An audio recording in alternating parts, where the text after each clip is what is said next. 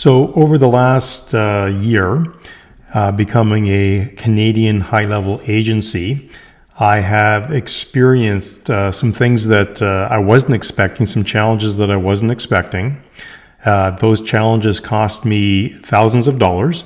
And today what I was hoping to share with you is what I've discovered over the last year, so that if you're a Canadian agency looking to start up with HighLevel, you'll start off on a good foot so that you don't have to experience the same challenges or problems that I had to go through.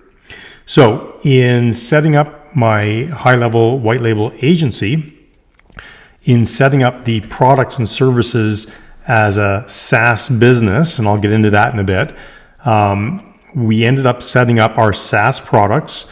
They get billed through an intermediary called Stripe. Stripe then gets their information. If you're using QuickBooks as I am, we move that information from Stripe into QuickBooks so that you can reconcile your banking information. In order to do that, there's a bridge between QuickBooks and Stripe called a CODI. That is the bridge that allows the information to be shared. And in doing the invoicing over the past year and setting up our products and having the billing coming through HighLevel, what we discovered is that there is a known issue right now with the billing inside of HighLevel with Canadian agencies. This is only with Canadian agencies that I'm aware of, in that the HST does not get applied in a standard issue, meaning that it's inconsistent. The problem with that is that as a Canadian agency, as you have to reconcile your books and you have to pay your HST collected back to Revenue Canada, that's going to create some headaches and some problems for you. I've already gone through this over the last year. I have tried to reconcile my books with how everything was set up as a SaaS product inside of HighLevel. And what I've come to realize is that is not a good setup for a Canadian business. That's not to say that there's anything wrong with HighLevel. HighLevel is a fantastic software product.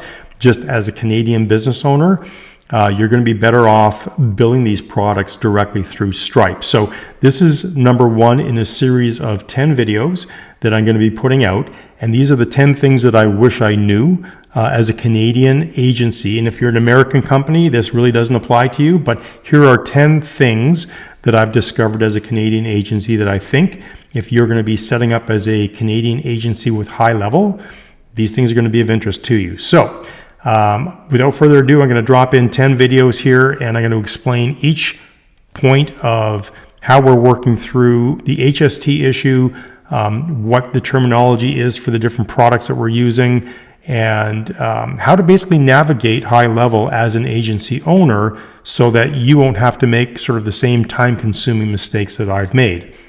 It's really important to know that HighLevel is growing at exponential pace, which is fantastic. It's great for your customers, but it can also create some headaches for you as an agency owner. So we're going to dive into that in a series of 10 videos. Check them all out. And if you have any comments, if you have any questions, leave them in the comments. I'll do my utmost best to get back to them and answer them so that everybody in our Canadian HighLevel community has access to them. If you are looking to be a Canadian HighLevel agency, you want to be part of our community, I've got a 30-day free download in the description below.